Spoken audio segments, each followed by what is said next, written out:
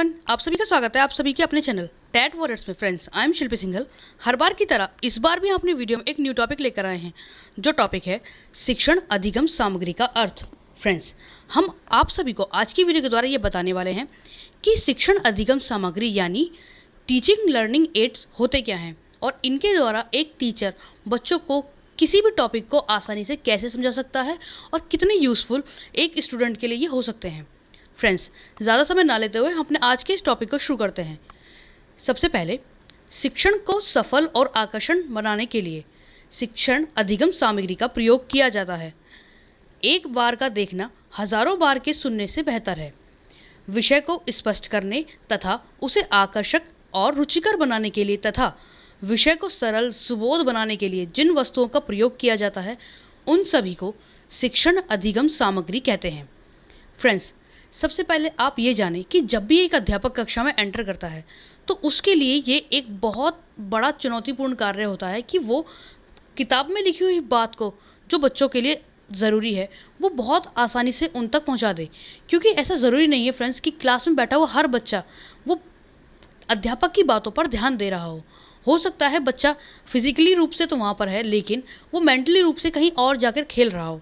तो इसीलिए ज़रूरी होता है कि अध्यापक के द्वारा ऐसे कुछ तरीके इस्तेमाल किए जाएं जिसके द्वारा बच्चा किताब में मन लगाकर पढ़ सके और अध्यापक की कही हुई हर बात को वो तरीके से समझ सके। फ्रेंड्स, इसके लिए एक अध्यापक तरह तरह के तरीके और ऐसी बहुत सी चीज़ें यूज़ करता है जिनके द्वारा उसके द्वारा कही जाने वाली हर बात को आसानी से वो सामने बैठे हुए हर बच्चे को आसानी से समझा दे और उनकी हर एक परेशानी को ईजिली समझते हुए उनकी हर एक समस्या का समाधान कर सके। इसी प्रकार फ्रेंड्स, कहा जाता है कि एक बार का देखना हजारों बार के सुनने से बेहतर होता है। फ्रेंड्स, ऐसा माना जाता है कि किसी भी काम को करने में हमारी जितनी ज़्यादा जो सेंसेस होती हैं यानी ज्ञानेंद्रियां होती हैं वो एक्टिव होती हैं, उतना ही हम उस काम को जल्दी सीख पाते हैं। फ्रेंड्स, हम ये तो आप सभी को पता ही होगा कि हमारी ज्ञानेंद्रिय कौन सी होती हैं। वे सेंस ऑर्गन्स जिनके द्वारा हम बाहर की चीज़ों का ज्ञान कर पाते हैं, वो सभी ऑर्गन्स सेंस ऑर्गन्स कहलाते हैं, जैसे आँख, नाक, कान, जीभ, त्वचा।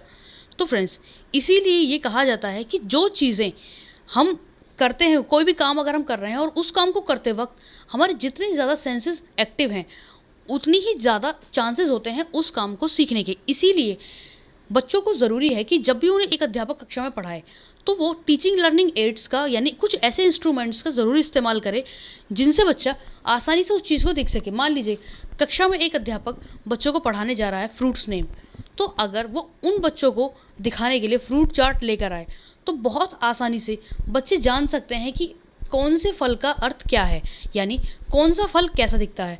या वो फ्रूट चार्ट ना ला करके असली फल उनके सामने लेकर आए और उन्हें तब दिखाए कि असली फल ऐसा दिखता है और इसे आप आसानी से समझ सकते हैं। तो फ्रेंड्स, इसके कारण जो प्रभाव बच्चे पर पड़ेगा वो ये होगा, वो बच्चा उस चीज़ को ना तो केवल देखेगा बल्कि उसे आसानी से समझेगा भी।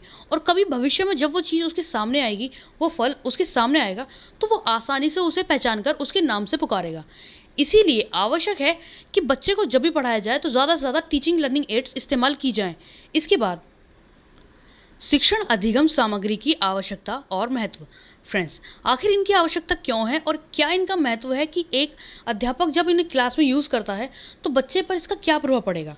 सबसे पहला इसमें जो महत्व है वो है क्रियाशील अवसरों की सुलभता। फ्रेंड्स, क्रियाशील अवसरों से मतलब कि जब एक अध्यापक के द्वारा किसी भी चीज़ का एग्जाम्पल यानी नमूना या कोई छवि प्रस्तुत की जाती है तो बच्चे जब उस चीज़ को देखते हैं उसमें उनकी केवल कान ही नहीं, आंखें भी और दिमाग तीनों चीज़ें एक्टिव होती हैं और आसानी से वो क्रियाशील रहकर एक्साइटेड होकर उस चीज़ को जानते हैं और समझते हैं। अगला, प्रेरणादायी। फ्रेंड्स, प्रेरणादायी से मतलब जब भी बच्चे के सामने कोई नई चीज़ आती है तो वो ये उसके मन में एक उमंग सी जाग उठती है कि वो उस चीज़ के बारे में जाने और ज़्यादा से ज़्यादा जानने की कोशिश करे, जो उसको उसकी स्टडी में एक मोटिवेशन का कार्य करता है।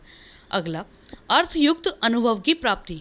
फ्रेंड्स, अर्थयुक्त अनुभव की प्राप्ति से मतलब कि जब तक एक अध्यापक के द्वारा कही बात का अर्थ सामने बैठे हुए बच्चे को समझ में ना आए तब तक उसका जो शिक्षण कार्य है वो पूर्ण नहीं माना जाता। और जब बच्चे के सामने एक अध्यापक के द्वारा कोई टीचिंग एड यूज़ की जाए तो वो आसानी से उसे समझ सकता है और उसका पूरा अर्थ भी ग्रहण कर पाता है। अगला, शब्दावली में वृद्धि। फ्रेंड्स, शब्दावली में वृद्धि से मतलब जब एक अध्यापक किसी भी चीज़ का एग्जाम्पल लेकर, मान लीजिए वो फ्रूट्स नेम या मान लीजिए वो पृथ्वी का कोई नमूना दिखाना चाहता है बच्चों को, तो उसे ग्लोब कह करके, या उसमें महाद्वीप दिखाई देंगे उन्हें महाद्वीप का नाम दे करके, या महासागर, समुद्र, पहाड़, पर्वत, इन चीज़ों का नाम दे करके वो बच्चों को बताएगा अलग अलग तरीके की कि पृथ्वी पर क्या क्या संरचना हमें देखने को मिलती है। तो इससे बच्चों का जो ज्ञान है वो बढ़ेगा, उनकी जो शब्दावली है यानी शब्द सुनने की, बोलने की क्षमता है, वो उसमें कहीं ना कहीं वृद्धि होगी। अगला, स्पष्टीकरण में सहायक। फ्रेंड्स, स्पष्टीकरण से मतलब टीचिंग लर्निंग एड्स के द्वारा जो भी सामान बच्चों के समझाने के लिए एक अध्यापक यूज़ करता है, उनके द्वारा कोई भी बात एक बच्चे को आसानी से समझ में आ जाती है। अगला, शिक्षण में कुशलता। फ्रेंड्स, शिक्षण में कुशलता से तात्पर्य एक कुशल अध्यापक ही कक्षा में जब आता है तो उसको ये जानकारी होती है कि कैसे वो अपने ज्ञान को बच्चों तक पहुंचा सके, और जब अपनी कही बात को वो आसानी से बच्चों तक पहुंचा देता है तो उसका शिक्षण ही उसकी कौशल का परिचय देता है। फ्रेंड्स, इसके बाद रटने को कम करना।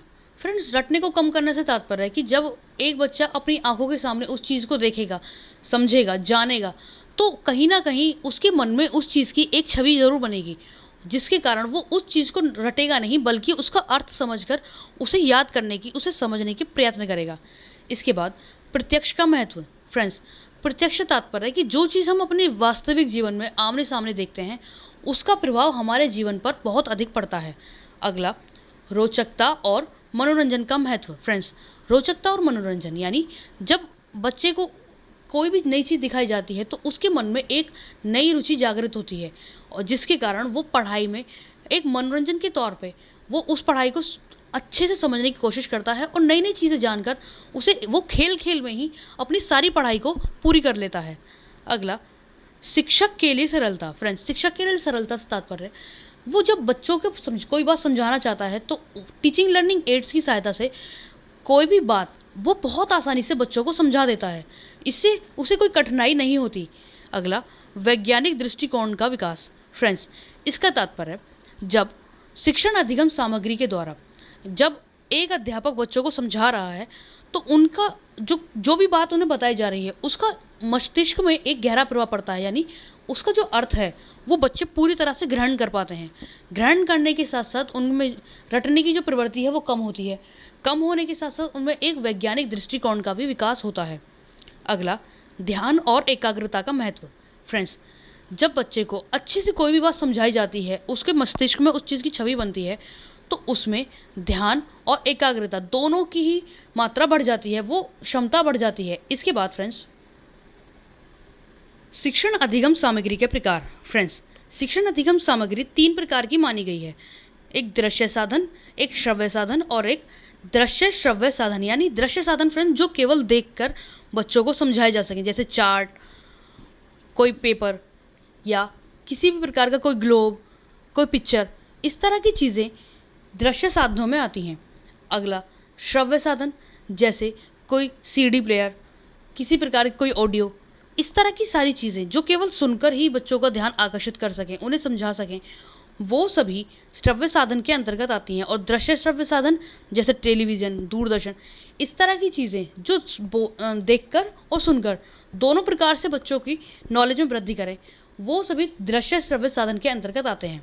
फ्रेंड्स, तो हमारी आज की इस वीडियो में हमने बताया कि शिक्षण अधिगम सामग्री क्या है, इसका शिक्षण में क्या महत्व है और कितने प्रकार की होती है। हमारा यह प्रयास रहा है कि इस वीडियो के द्वारा हम आप सभी को इस टॉपिक से जुड़ी हर कठिनाई आसानी से समझा सकें। फिर भी फ्रेंड्स, अगर हमारी इस वीडियो में कोई भी त्रुटि रह गई हो तो आप हमें कमेंट करके ज़रूर बताएं, ताकि अगली वीडियो में हम उस त्रुटि को ना दोहराएं। मिलते हैं अगली बार एक ऐसी ही वीडियो के साथ। तब तक अपना ध्यान रखें, अपने अपनों का ध्यान रखें और पूरा मन लगाकर सेफ रहकर अपने एग्जाम्स की तैयारी करते रहें। धन्यवाद।